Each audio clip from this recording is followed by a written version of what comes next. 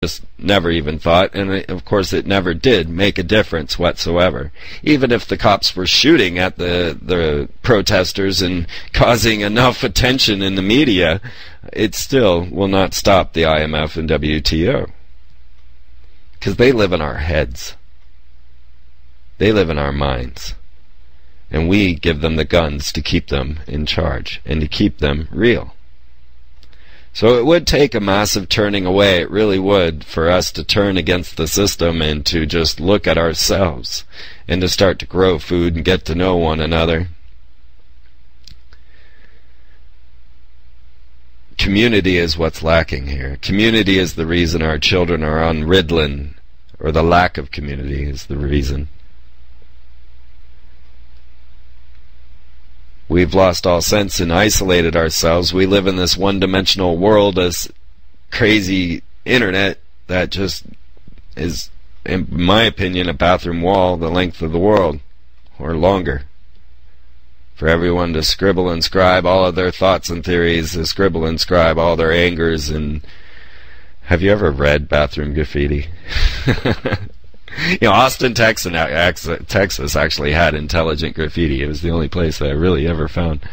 I think England had some intelligent graffiti as well. But it's a rarity, and it's a rarity when someone's staring down the barrel of this gun for them to have the peace of mind to say, I disagree, and I'm going to go this direction instead. Most of us have been conditioned now to become this evil hero, to become the vengeful hero, and you're fighting for the wrong hero. The ideology of your hero has been crafted so that you will fight in this direction while they have the others fighting in that direction, and we all collide. The method out of this is, it's indefinable.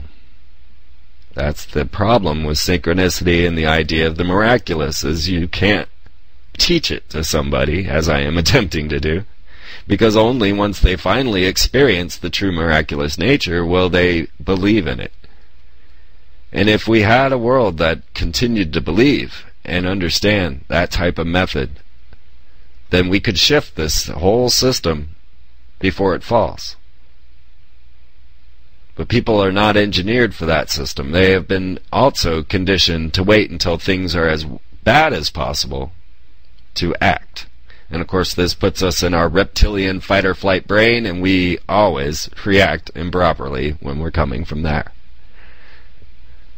So just as you see in relationships of people, as the one knows the other and they see it and they're both not compatible, when they start to recognize that this really isn't working, but the one does not have the courage to tell the other. So both wait and hope that somewhere along the way will come a fight that will help to get the truth out. Because that's the way we've been conditioned to react to this situation now. And so we're going to wait until the situation's in our face, and then we're going to react to it, and by then it's too late. And think of all the opportunities in time that you had missed in finding the true love that you sought, because you were too afraid to take the challenge of truth. We've all become codependent, and we've just lost our way in knowing our true selves. And of course that is the method inside of the Brotherhood. Know thyself is their main phrase. So if we could know ourselves and start to realize what it truly is to be human, to what it is to love life and to express yourself even in the darkest of times, even when it appears in your mind that things are crumbling all around you. Because the truth of the matter is, I've seen it, nothing's really changed all that much. It's not as if the guns are in your face yet. So it's best if we don't wait, and it's best if we don't attack. It's best if we seek what life is really about, and then live it. We do not need to fight our enemies to remove them. They're in our minds. What we need to do is change our minds. And really, that's my weekly sermon here for Radio Freeman, here on RevereRadio.net. which comes to you nearly live every 6 p.m. Central Standard Time from the land of Oz.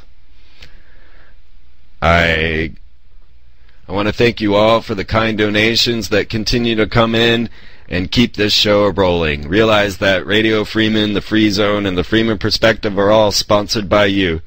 I don't want to take on corporate sponsors. I don't want to have to be accountable to anybody but you, my friends that come and listen to me.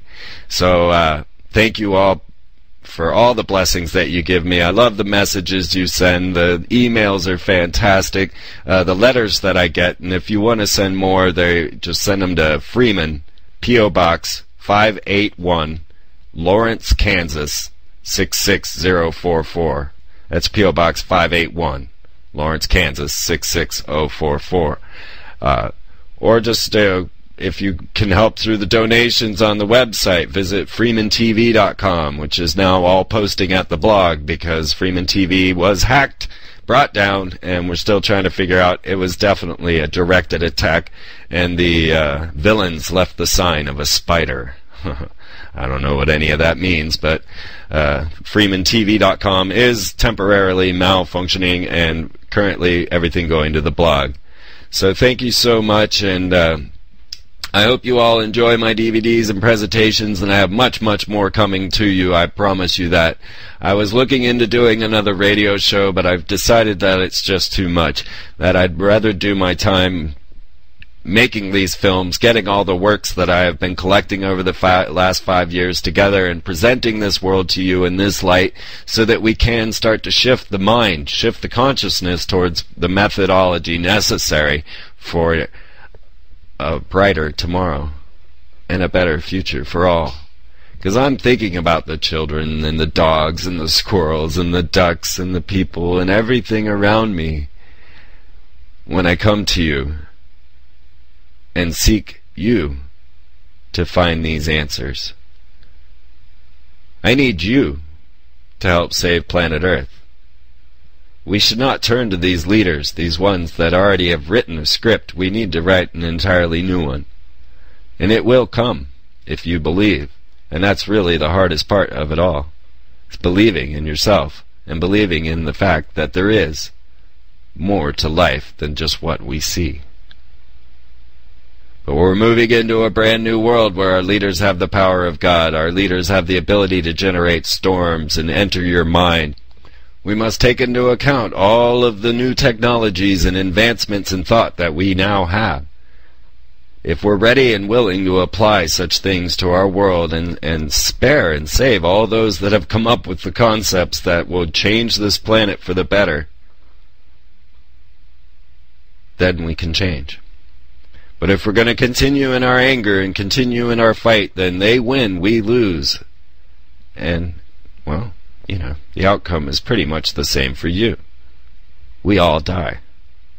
We all die. We will die. It's a doomsday scenario coming in. Now, these guys, of course, are coming up with methodologies so that they don't die. They are looking into life-preserving technologies, and these things are potentials for us as well. I do believe that we have help outside as well. There are greater forces dealing with this planet than just humanity. We're going to get deeper into that type of understanding as we start to explore more whistleblowers, more excellent speakers, as I start a new platform and start to get more and more guests onto the Free Zone on Saturday nights at 8 p.m. on Oracle Broadcasting. And we start to explore deeper and deeper the ideas of Project Bluebeam and the externalization of the hierarchy. So I want to take this thing to the most outlandish steps we could possibly take it to see where we are, how far things have gone, where the planet stands, and what abilities do our enemies have. And yeah, to use the word enemies is perhaps hypocritical, but they are there. It's not. I'm not trying to dispute the fact that humanity has enemies. The only thing I wish to do is to shift the methodology of defeating these enemies. Because when we fight fire with fire, all we get is fire. And if we fight these people as they have sought to have us fight them, then we lose, because they're programming the game from the get-go.